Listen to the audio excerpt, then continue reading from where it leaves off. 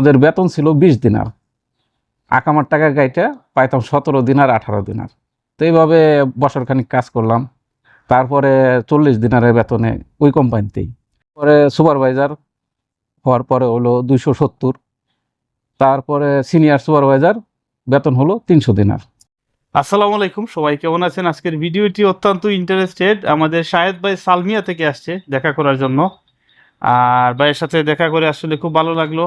আর ওনার মুখ থেকে শুনবেন যে ওনার কুয়েতের এত বছর, মানে কত বছর উনি আছেন, এবং ওনার যে কুয়েতের অভিজ্ঞতা উনি আপনাদের সঙ্গে শেয়ার করবেন। এবং যারা নতুন আসতে যাচ্ছে তারাও কিন্তু অবশ্যই ওনার বক্তব্যগুলো শুনবেন, যে উনি আসলে কোন পেশায় আসছিল প্রথমে কুয়েতে এবং এখন কি করছে এবং কেমন স্যালারি পাচ্ছে, এই বিষয়ে আমরা আজকে আলোচনা করবো। শাহেদ ভাই কেমন আছেন? আলহামদুলিল্লাহ ভাই, আমি ভালো আছি। আশিক ভাই, আপনি কেমন আছেন? এই তো ভাই আলহামদুলিল্লাহ, আপনি আসছেন আমার এখানে, আমার জন্য অনেক গর্বের একটা বিষয় যে আমি ভিডিও তৈরি করি আর এখান থেকে আমার সঙ্গে প্রতিনিয়তই অনেকেই আসে, আপনিও আসছেন, আলহামদুলিল্লাহ আমারও কিছু ভালো লাগতেছে। হ্যাঁ, তো আমিও ভাই, আমি আপনার একজন ফ্যান্স। আর আপনার পেজগুলো আমি সব সময় ফলো করি। তো সেইখান থেকে আর কি আপনার সাথে দেখা করার আমার অনেক ইচ্ছা ছিল, সেই জন্য চলে আসলাম আজকে আপনার সাথে দেখা করার জন্য। ইনশাল্লাহ আরো আসবেন। হ্যাঁ। আর আমার কুয়েত লাইফের হিস্টোরি, আমি 2006 কুয়েতে আসছি। আসার পর তখন ক্যাটারিং কোম্পানিতে আসছি। আর তখন আমাদের বেতন ছিল 20 দিনার, আকামার টাকা গাইটা পাইতাম 17 দিনার 18 দিনার। তো এইভাবে বছর খানিক কাজ করলাম। তারপরে 40 দিনারের বেতনে ওই কোম্পানিতেই। 40 দিনার এই জন্য, ওইটা ছিল কিচেনের ভিতরে, আচ্ছা, মানে কাজটা গরম কষ্টকর, সেই জন্য 40 দিনার। মানে প্রথমে 17 দিন আর পরে 40 দিন, 40 দিনার, মানে হ্যাঁ। প্রমোশন হয়েছে পরে। হ্যাঁ, প্রমোশন বলতে পারেন, আবার পরিশ্রম বলতে পারেন। মানে ওইখানে 20 দিনার ছিল ওইখানে সার্ভিসে, এসির ভিতরে, সেজন্য 20 দিনার। আর কিচেনে কাজ করতাম, সেজন্য 40 দিনার।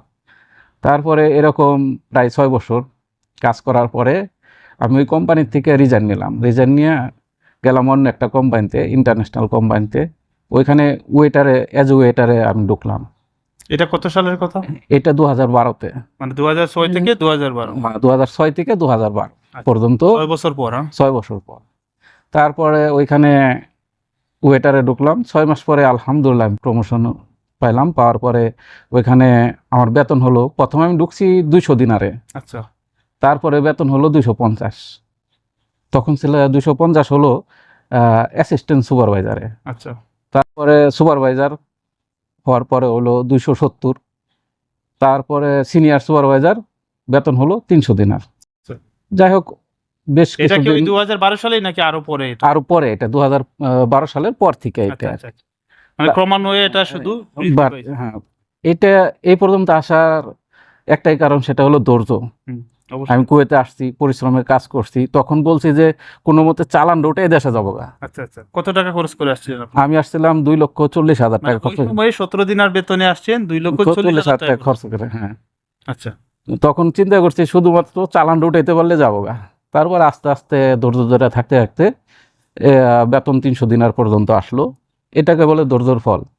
তো এর মাঝখানে আমি একটা কথা বলতে চাই, যারা নতুন আসছেন, কুয়েতে আছেন, অনেকে কষ্টের কাজ করতেছেন, যে এত কষ্টের কাজ করব না, আমি চলে যাব। না ভাই, এই কাজ করেন না। ধৈর্য ধরে থাকেন, ধৈর্যের একটা ফল আছে, সেটা আমি যেটা পাচ্ছি আর কি। আচ্ছা। আমি 1 মিনিট শাহেদ ভাই আপনাকে একটা প্রশ্ন করি।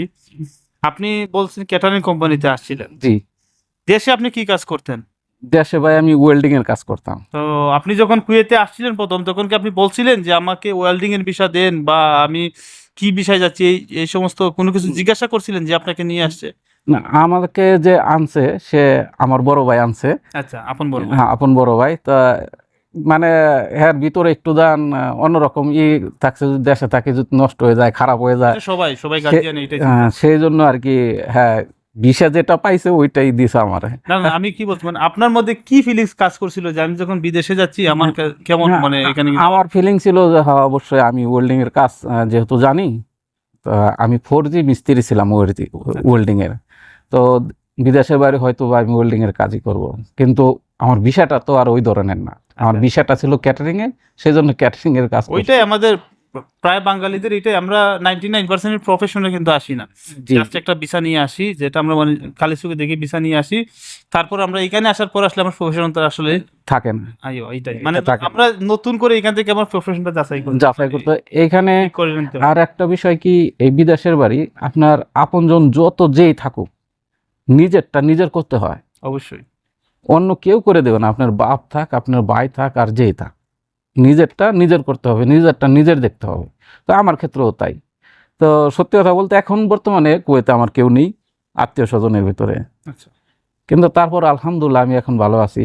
আমি 300 দিনের বেতনে চাকরিও করছি, তো ওইখানে অনেক বাধা বিপত্তি আসছে। আসছে, লং টাইম ডিউটি হয়ে যায়, মানে কুলে সারতে পারি না।